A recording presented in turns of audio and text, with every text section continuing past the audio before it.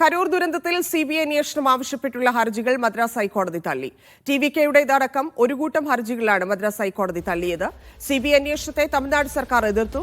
ദുരന്തത്തിൽ സർക്കാരിനും ടിവികെയ്ക്കും കോടതിയുടെ വിമർശനം. മാർഗനിർദ്ദേശങ്ങൾ രൂപീകരിക്കുന്നതുവരെ റാലികൾക്ക് വിലക്കേർപ്പെടുത്തി. വിജയ് വൈകാതെ കരൂരിലെത്തിയേക്കും.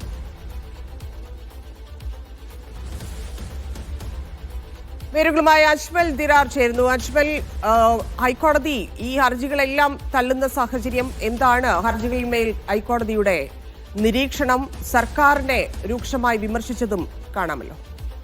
ധന്യ, ഇന്ന് 3 ഹർജികളാണ്, പ്രധാനപ്പെട്ട 3 വിഷയങ്ങൾക്ക് മേലുള്ള ഹർജികളാണ് മദ്രാസ് ഹൈക്കോടതിയുടെ മധുര ബെഞ്ചിന് മുമ്പാകെ വന്നിട്ടുണ്ടായിരുന്നത്. ടിവികെയുടെ കരൂരിലെ റാലി കഴിഞ്ഞ് അതിൻ്റെ ആ ദുരന്തമുണ്ടായ പശ്ചാത്തലത്തിൽ ടിവികെ ഈ ഒരു വിഷയത്തിൽ ഒരു ഗൂഢാലോചന ആരോപണം മുന്നോട്ട് വയ്ക്കുകയും ആ ആരോപണത്തിലൂന്നി ടിവികെയും BJPയും അടക്കം പ്രധാനപ്പെട്ട രാഷ്ട്രീയ കക്ഷികളും അവരുടെ പ്രതിനിധികളും മദ്രാസ് ഹൈക്കോടതിയെ ഈ വിഷയത്തിൽ ഹർജിയുമായി സമീപിക്കുകയായിരുന്നു. മദ്രാസ് ഹൈക്കോടതി ഈ വിഷയത്തിലാണ് ഇപ്പോൾ ഏറ്റവും പ്രധാനപ്പെട്ട ഒരു സുപ്രധാന വിധി പുറപ്പെടുവിച്ചിരിക്കുന്നത്. ഇപ്പോൾ കോടതിയുടെ നിരീക്ഷണത്തിൽ പറയുന്നത്, നിലവിൽ ഈ ഒരു അന്വേഷണം, അതായത് സംസ്ഥാന സർക്കാർ നിലവിൽ പ്രഖ്യാപിച്ചിരിക്കുന്ന ജസ്റ്റിസ് അരുണ ജഗദീശിന്റെ നേതൃത്വത്തിലുള്ള അന്വേഷണം മുന്നോട്ട് പോയിക്കൊണ്ടിരിക്കുന്ന ഘട്ടത്തിൽ ഇതൊരു പ്രാഥമിക ഘട്ടം മാത്രമാണ് ആ അന്വേഷണ വിഷയത്തിൽ കടന്നിട്ടുള്ളതെന്നും ഇപ്പോൾ ആ അന്വേഷണത്തിൽ വിശ്വാസമില്ലെന്ന് പറയാൻ എന്ത് കാരണമാണുള്ളതെന്നും ആണ് കോടതി ഈ കക്ഷികളോട്, ഹർജിക്കാരോട് ചോദിച്ചത്. അതുകൊണ്ട് തന്നെ ആ അന്വേഷണവുമായി മുന്നോട്ട് പോകുന്ന സ്ഥിതിക്ക് ആ അന്വേഷണത്തിൽ അതിന്റെ റിപ്പോർട്ട് വന്ന ശേഷം അതിൽ നിങ്ങൾക്ക് വിശ്വാസമില്ലെങ്കിൽ തുടർന്ന് നിങ്ങൾക്ക് CBI അന്വേഷണം ആവശ്യപ്പെടാമെന്നും അപ്പീൽ നൽകാമെന്നുമാണ് കോടതി ഇപ്പോൾ നിരീക്ഷിച്ചിരിക്കുന്നത്. അതുമാത്രമല്ല, കോടതിയിൽ നിന്ന് ശക്തവും രൂക്ഷവുമായ വിമർശനമാണ് ടിവികെക്കെതിരെ നിലവിൽ വന്നിരിക്കുന്നത്. ടിവികെയോട് കോടതി ചോദിച്ചിരിക്കുന്നത്, നിങ്ങൾ ഇത്തരത്തിലൊരു പരിപാടി സംഘടിപ്പിക്കുമ്പോൾ അവിടെ ഒരുക്കേണ്ട ഏത് തരത്തിലുള്ള അടിസ്ഥാന സൗകര്യങ്ങളാണ് നിലവിൽ നിങ്ങൾ കരൂരിൽ ഒരുക്കിയിട്ടുള്ളതെന്നാണ് കോടതിയുടെ ഏറ്റവും പ്രധാനപ്പെട്ട ചോദ്യം. ഈ വിഷയത്തിൽ സംസ്ഥാന സർക്കാരും ഇത്തരത്തിലാണ് ആദ്യമായ ഒരു പ്രതികരണം നടത്തിയിട്ടുണ്ടായിരുന്നത്. ടിവികെ അവിടെ പാർട്ടി പ്രവർത്തകർക്ക് ഏതൊരു തരത്തിലുള്ള അടിസ്ഥാന സൗകര്യങ്ങളും ഒരുക്കിയിട്ടില്ലായിരുന്നു. കാരണം ഈ ദുരന്തമുണ്ടായി 4 ദിവസങ്ങൾക്ക് ശേഷം ഈ വിഷയത്തിൽ പ്രതികരിച്ച വിജയ് ആദ്യമായി പറഞ്ഞത്, ഞാൻ 5 റാലികൾ ഇതിനു മുമ്പ് നടത്തിയിട്ടുണ്ട് ഈ വിഷയത്തിൽ, തമിഴ്നാട്ടിൽ നടത്തുന്ന സംസ്ഥാന പര്യടനത്തിന്റെ ഭാഗമായി. 6ാമത് നാമക്കലിൽ നിന്നും കരൂരിലേക്ക് എത്തുമ്പോൾ മാത്രം എന്തുകൊണ്ട് ഇവിടെ ഒരു അപകടമുണ്ടായി എന്ന ചോദ്യത്തിന് സംസ്ഥാന സർക്കാരും സംസ്ഥാന സർക്കാരിന്റെ പ്രതിനിധികളായിട്ടുള്ള ബാക്കി ഉദ്യോഗസ്ഥരും മുൻ മന്ത്രി സെന്തിൽ ബാലാജി അടക്കം ഈ വിഷയത്തിൽ പ്രതികരിച്ചിരുന്നത് ഈ അടിസ്ഥാന സൗകര്യങ്ങൾ ഇവിടെ ഒരുക്കാൻ കഴിയാത്തതിലാണ് ഇപ്പോൾ അവിടെ ഒരു പ്രശ്നമുണ്ടായെന്നാണ്.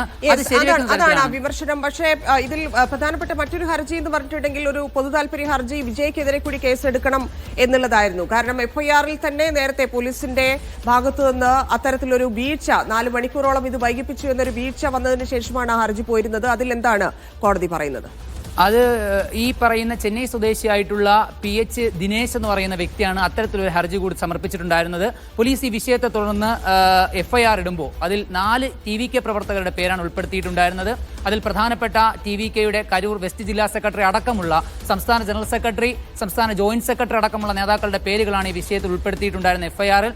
ഇവരിൽ 2 പേരെ പോലീസ് അറസ്റ്റ് ചെയ്യുകയും ചെയ്തിട്ടുണ്ടായിരുന്നു. നിലവിൽ 2 പേർ ജുഡീഷ്യൽ കസ്റ്റഡിയിലാണ്. ബാക്കി 2 പേർ മുൻകൂർ ജാമ്യം തേടി ഹൈക്കോടതിയെ സമീപിച്ചിട്ടുണ്ടായിരുന്നു.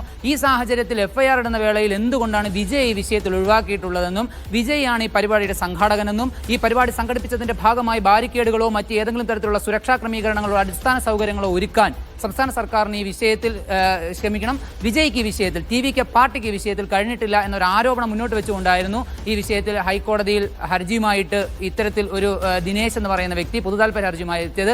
അദ്ദേഹത്തിന്റെ ഹർജിയും കോടതിയുടെ പരിഗണനയിലാണ് നിലവിലുള്ളത്. അതുകൂടാതെ ഞാൻ നേരത്തെ സൂചിപ്പിച്ചതുപോലെ മുൻകൂർ ജാമ്യ ഹർജിയുമായിട്ട് TVK നേതാക്കളും കോടതിയെ സമീപിച്ചിട്ടുണ്ട്. കാരണം ഈ നേതാക്കൾക്കെതിരെ ചുമത്തിയിരിക്കുന്ന വളരെ ഗുരുതരമായ കുറ്റകൃത്യങ്ങളാണ് ചുമത്തിയിട്ടുള്ളത്. പൊതുമുതൽ നശിപ്പിച്ചു എന്ന കുറ്റകൃത്യം അവർക്കെതിരെ ചുമത്തിയിട്ടുണ്ട്. അതുപോലെ തന്നെ ക്രമസമാധാനം തകർത്തു എന്ന കുറ്റം ചുമത്തിയിട്ടുണ്ട്. അതുപോലെ തന്നെ മനഃപൂർവ്വമല്ലാത്ത നരഹത്യ, ഇത്തരത്തിലുള്ള ഗുരുതരമായ ജാമ്യമില്ലാ വകുപ്പുകൾ ചുമത്തിയാണ് പോലീസ് കേസെടുത്തിരിക്കുന്നത്. ഈ വേളയിൽ കുറ്റകൃത്യത്തിന്റെ ഗുരുതര അവസ്ഥ, ആ ചുമത്തിയിരിക്കുന്ന നിയമങ്ങളുടെ ഗൗരവം മനസ്സിലാക്കിക്കൊണ്ട് തന്നെ നിലവിൽ ഇവരും കോടതിയെ സമീപിച്ചിരിക്കുകയാണ് മുൻകൂർ ജാമ്യ ഹർജി തേടി. അപ്പോൾ അത്തരത്തിലും കോടതിയിൽ ഒരു ജാമ്യഹർജിക്ക് മേലുള്ള ഈ ഒരു ട്രയലും അതിൻ്റെ മറ്റ് വിചാരണയും തുടർന്നുകൊണ്ടിരിക്കുകയാണ്. അതുകൂടാതെ കോടതിയുടെ ഏറ്റവും പ്രധാനപ്പെട്ട മറ്റൊരു നിരീക്ഷണം എന്ന് പറയുന്നത് സംസ്ഥാന സർക്കാരിനെതിരെയും ചില വിമർശനങ്ങൾ കോടതി ഉന്നയിച്ചിട്ടുണ്ടെന്നുള്ളതാണ്. സംസ്ഥാന സർക്കാരിന് പൗരന്മാരുടെ ജീവൻ രക്ഷിക്കുന്നതിൽ പൂർണ്ണ ഉത്തരവാദിത്വം സംസ്ഥാന സർക്കാരിന് കൂടിയുണ്ട്. എന്നാൽ സംസ്ഥാന സർക്കാരിന്റെ ഭാഗത്തു നിന്ന് അത്തരത്തിൽ ചില കാര്യങ്ങൾ വീഴ്ച വരുത്തിയതായി കൂടി കോടതി ചൂണ്ടിക്കാട്ടുന്നു. വളരെ പ്രധാനപ്പെട്ട, വളരെ കൗതുകം തോന്നുന്ന മറ്റൊരു ഉത്തരവ് കൂടി കോടതിയുടെ ഭാഗത്തു നിന്നുണ്ടായിരുന്നു. നമുക്കറിയാം, കേരള ഹൈക്കോടതി ഇവിടെ തോരണം തൂക്കരുത് എന്ന് പറഞ്ഞെടുത്താണ് അവിടെ ഈ സംഭവവുമായി ബന്ധപ്പെട്ട് ഇനി ഒരു രാഷ്ട്രീയ പാർട്ടിയുടെ വിജയുടെ പരിപാടിയോ സമ്മേളനമോ റാലിയോ ഒന്നും റോഡിൽ നടത്തരുത് എന്നൊരു പ്രധാനപ്പെട്ട ഉത്തരവ് തമിഴ്നാട് പോലൊരു സ്റ്റേറ്റ് അതെങ്ങനെയായിരിക്കും നടപ്പിലാക്കുക എന്നൊരു കൗതുകം കൂടി അതിലുണ്ട്.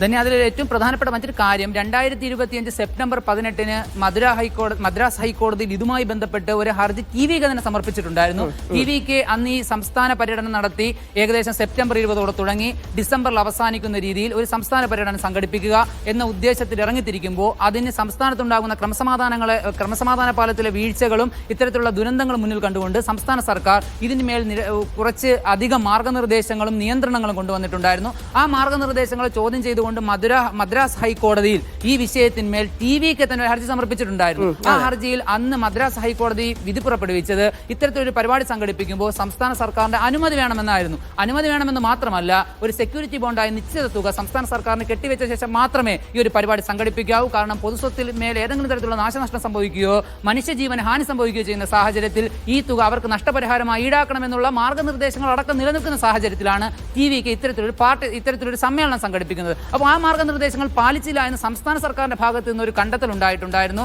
ആ ഒരു കണ്ടെത്തലിന്റെ കൂടി പശ്ചാത്തലത്തിലാണ് കോടതി നിലവിൽ ഈ ഒരു മാർഗനിർദ്ദേശം സർക്കാർ കൃത്യമായി പുറപ്പെടുവിക്കുകയും ആ മാർഗനിർദ്ദേശത്തിന്റെ അടിസ്ഥാനത്തിൽ തന്നെ സംസ്ഥാനത്തിന് പൊതുപരിപാടികൾ സംഘടിപ്പിക്കാൻ പാടുള്ളൂ എന്നും ആ മാർഗനിർദ്ദേശം നിലവിൽ വരുന്നത് വരെ ഇത്തരത്തിലുള്ള പൊതുപരിപാടികൾക്ക് അനുവാദം കൊടുക്കാൻ പാടില്ല എന്നും എന്നാൽ മുൻകൂട്ടി നിശ്ചയിച്ച പരിപാടികൾ നടത്തുന്നതിൽ ഏതെങ്കിലും തരത്തിലുള്ള തടസ്സമില്ല എന്ന് കൂടി കോടതി ചൂണ്ടിക്കാട്ടി. ആ സാഹചര്യത്തിൽ കൂടിയാണ് കരൂരിലേക്ക് വീണ്ടും വിജയ് എത്തുന്നത്. അത് വീണ്ടും ഒരു ക്രൗഡ് ഉണ്ടാക്കാനുള്ള സാധ്യതയുണ്ട്. മാത്രമല്ല, രാഷ്ട്രീയമായിട്ട് അവിടെ വലിയ പ്രതിസന്ധി വിജയ്ക്ക് നേരിടേണ്ടി വരും, വലിയ പ്രതിഷേധത്തിന് സാക്ഷിയാകേണ്ടി വരും എന്നുള്ളതിൽ സംശയവുമില്ല.